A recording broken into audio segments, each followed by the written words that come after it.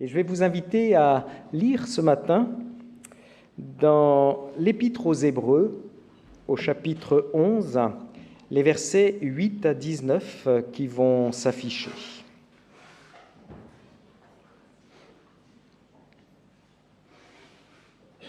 Hébreux, chapitre 11, versets 8 à 19.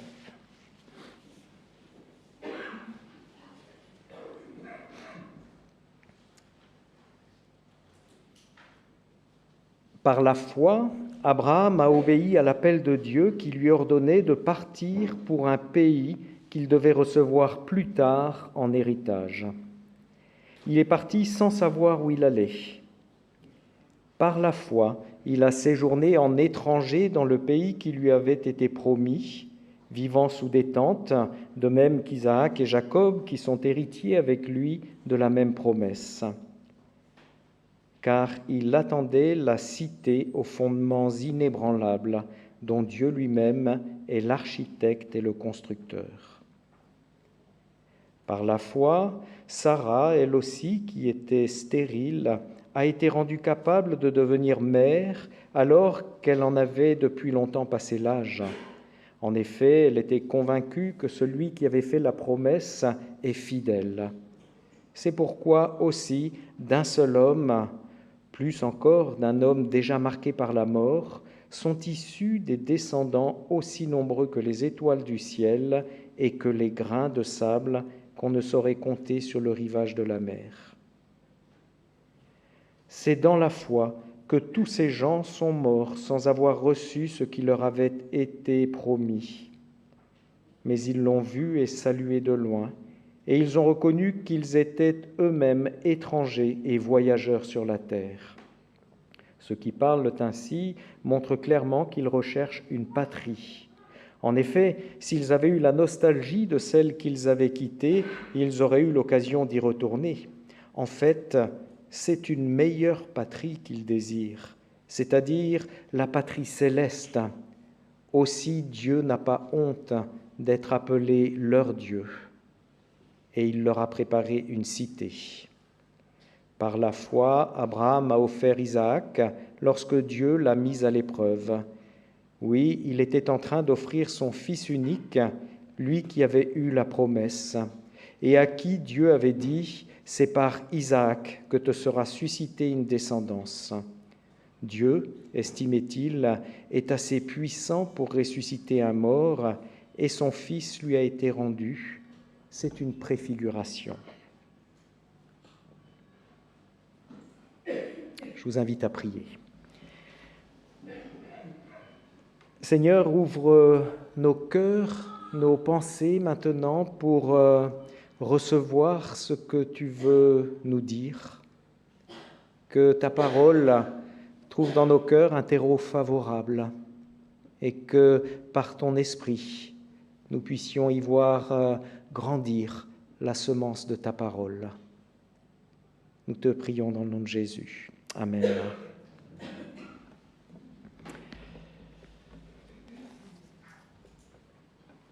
Alors on tient de Jean de La Fontaine, dans sa fable assez cruelle, Le petit poisson et le pêcheur, la parole suivante, « Un tien vaut mieux que deux tu l'auras ».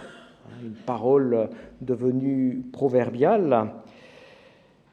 Et on peut se demander, lorsqu'on lit le texte d'aujourd'hui, si la parole de Dieu ne vient pas balayer, au fond, cette sagesse. Abraham habitait dans une ville, Our en Chaldée, d'après le livre de la Genèse, et il accepte de la quitter définitivement sur la simple base d'une promesse qui doit se réaliser un jour. Apparemment, on peut dire qu'il a préféré le « tu l'auras » au « tien ». Mais, on va le voir, notre texte est plus complexe qu'il y paraît à première vue. Et donc, je vais vous proposer de le visiter maintenant. Ce faisant, nous entamons la campagne de rentrée de l'Union des Églises libres, intitulée « Une espérance qui nous transforme ». Chacun, normalement, a reçu le livret de la rentrée par mail. Et si vous avez eu le temps d'y jeter un petit coup d'œil, eh bien, il nous est proposé cette semaine de cheminer avec Abraham, le père de la foi, ce qui va supposer de mettre les chaussures de marche, parce qu'Abraham a été un grand marcheur. Le père de la foi parce qu'il a vécu toute sa vie, au fond, tendu vers la promesse divine, et même il est mort sans avoir reçu ce qui avait été promis, nous dit le verset 13. Alors on peut se demander, et en référence au proverbe que j'ai cité tout à l'heure, est-ce qu'au fond Abraham s'est fait avoir ? N'aurait-il pas mieux fait de suivre la morale de La Fontaine ? Vous imaginez bien la réponse que l'on peut apporter à cette question devant l'exemple d'Abraham. Mais on peut se demander comment est-ce que la Bible, au fond, va fonder cette réponse, de dire qu'Abraham a eu raison de préférer la promesse, même si, de fait, elle ne s'est pas réalisée de son vivant. Comment la Bible va fonder cela? Comment est-ce qu'elle peut nous convaincre, nous aussi aujourd'hui encore, de marcher en étant tendu vers le tu l'auras plutôt qu'en s'appuyant sur le tien? Alors que je pense que nous sommes tous assez convaincus, moi le premier, que cette morale de La Fontaine n'est pas si mauvaise que cela, finalement. Alors déjà, on peut noter que notre texte ne dit pas, j'essaye de redire le verset, comme un inconscient, Abraham a obéi à un appel qui lui ordonnait de partir vers un pays inconnu. Mais on a bien entendu, notre texte dit, par la foi, Abraham a obéi à l'appel de Dieu.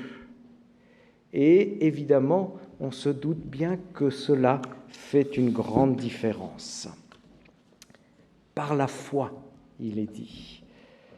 Quelle est cette foi, au fond, qui a mis Abraham en mouvement, qui l'a fait quitter ce qu'il avait pour aller vers ce qui était seulement promis? Le sens de cette foi, il est indiqué au début du chapitre 11, qui, comme vous le savez, est un grand chapitre qui évoque plusieurs personnages qui ont vécu par la foi. Et le début du chapitre 11 nous dit la chose suivante, et je suis ici la traduction de la Tobe et de la Bible du Semeur, qui disent les choses quasiment de la même façon et qui rejoignent totalement l'explication de Samuel Benetro, que je ne vais pas présenter ici, mais dans son très beau commentaire de l'Épître aux Hébreux. Et donc, la Tobe et la Semeur traduisent de cette façon-là: la foi est une manière ou une façon de posséder ce qu'on espère. Alors vous remarquez que la formulation, elle est assez étonnante. Une manière de posséder ce qu'on espère. La foi, donc, c'est une façon de posséder aujourd'hui ce qui est encore hors de notre portée. Nous ne le possédons pas encore, mais d'une certaine manière, nous le possédons déjà. Et c'est dire donc que la foi a cette capacité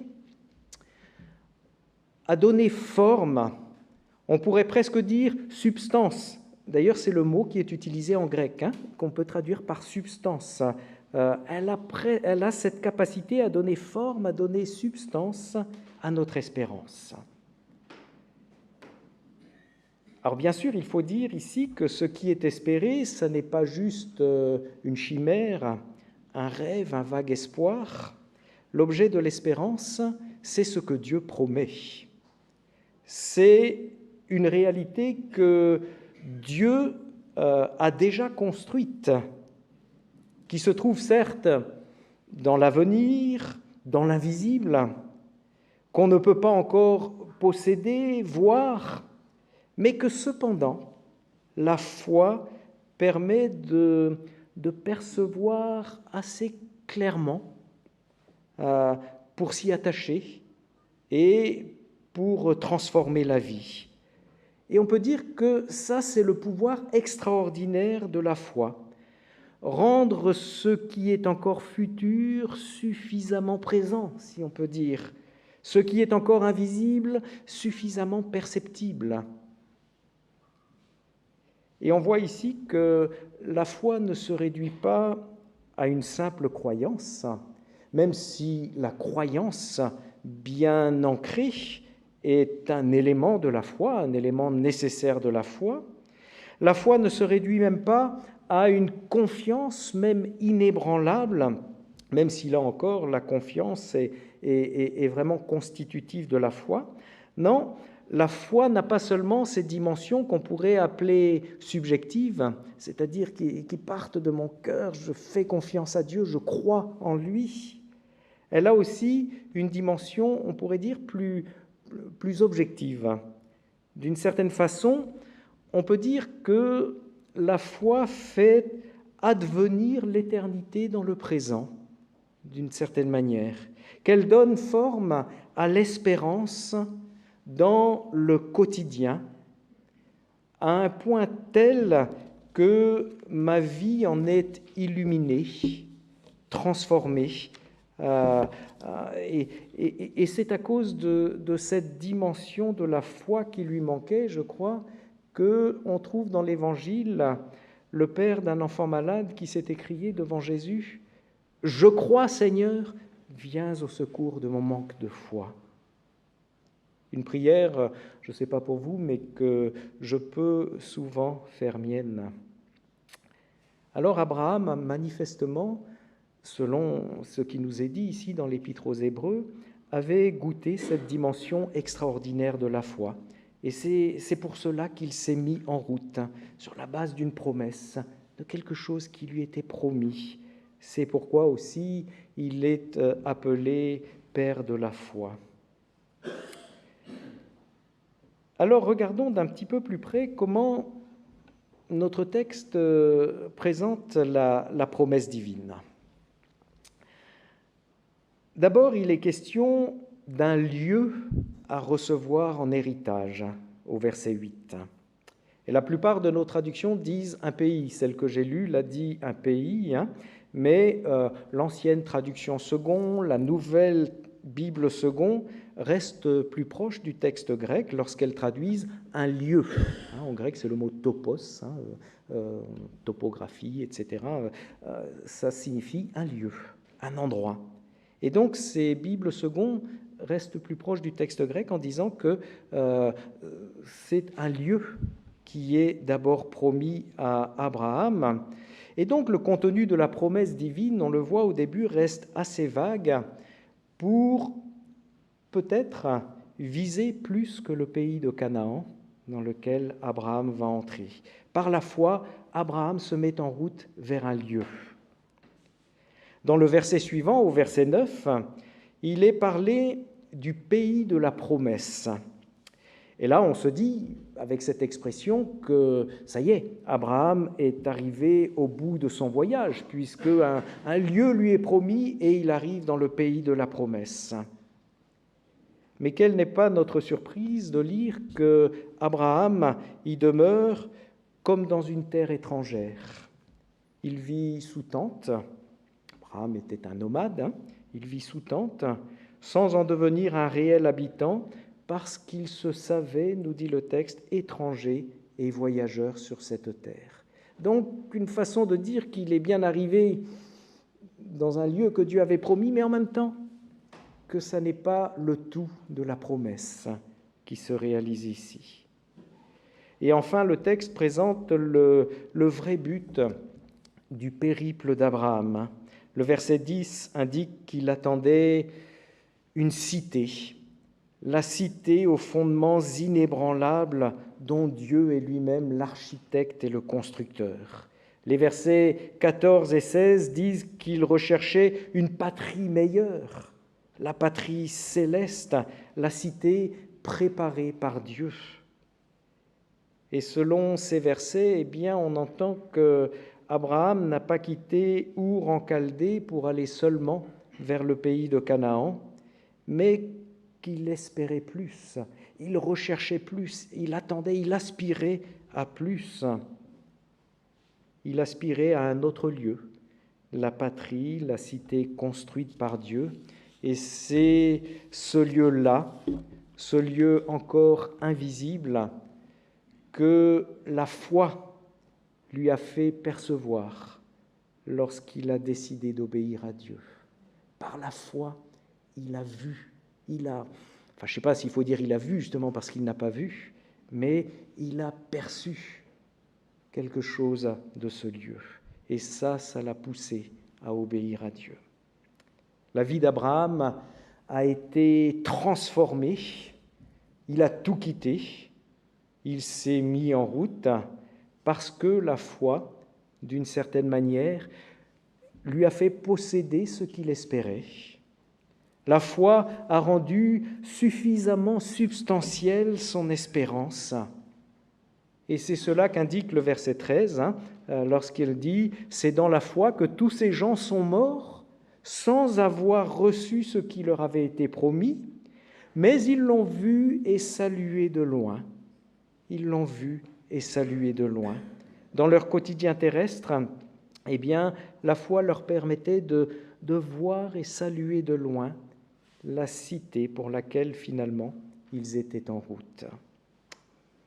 Ça, c'est le pouvoir extraordinaire de la foi, nous faire voir et saluer de loin l'objet de notre espérance, à un point tel que notre vie présente s'en trouve transformée, que nous sommes rendus capables de faire des choses qui pourraient peut-être même paraître ahurissantes aux yeux de la sagesse humaine. Abraham a dû être pris pour un illuminé lorsqu'il a dit à ses voisins qu'il quittait la belle cité d'Our en Chaldée pour aller vers l'inconnu. Mais si la foi ne changeait rien à notre vie, à quoi servirait-elle au fond ? Si elle ne nous faisait pas quitter la sagesse humaine pour entrer dans la dimension de la folie de la croix, quelle serait son utilité au fond ? Alors on peut se demander, devant l'exemple d'Abraham, en quoi le fait de percevoir, même de loin, l'objet de notre espérance peut nous transformer, nous aussi, aujourd'hui. D'autres exemples bibliques ou non bibliques me sont venus en tête, qui peuvent peut-être nous orienter vers des réponses. J'ai pensé au vieux Siméon, qui a trouvé la paix parce que devant un bébé, qui était tout à fait anonyme, un bébé parmi les autres que l'on venait présenter au temple, eh bien, il a vu rien moins que le salut de Dieu. Maintenant, tu peux laisser ton serviteur aller en paix, car mes yeux ont vu ton salut.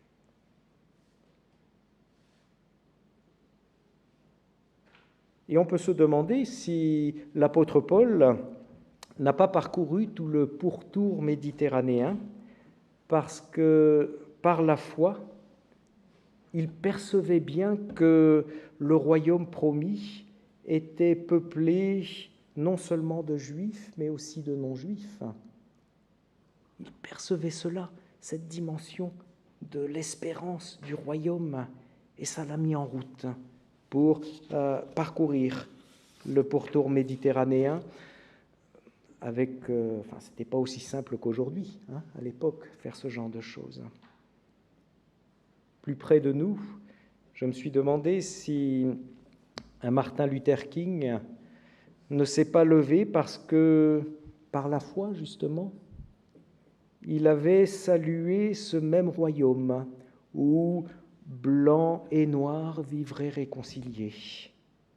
Et c'est d'ailleurs ce qu'il dit à la fin de son fameux discours, nous pourrons hâter la venue du jour où tous les enfants de Dieu noirs et blancs, juifs et gentils, protestants et catholiques pourront se prendre par la main et chanter les paroles du vieux négro spirituel, libre enfin, libre enfin. Et nous, comment le fait de voir par la foi le royaume promis peut-il nous changer aujourd'hui? Comment est-ce qu'il peut nous faire bouger dans notre vie, dans telle position, telle conviction que nous avons? Alors on peut imaginer quelques exemples. Le fait de saluer de loin le royaume où je vivrai dans l'éternité avec ce frère ou cette sœur avec qui je suis en conflit, ne va-t-il pas me pousser finalement à chercher la réconciliation aujourd'hui même? Le fait de voir par la foi dans ce mendiant qui me tend la main, dans ce prisonnier, dans ce malade, le visage du Christ humilié et ressuscité. Le fait de savoir que peut-être il me précédera dans le royaume de Dieu, ne va-t-il pas me pousser aujourd'hui, dès maintenant, à le secourir ou à aller le visiter?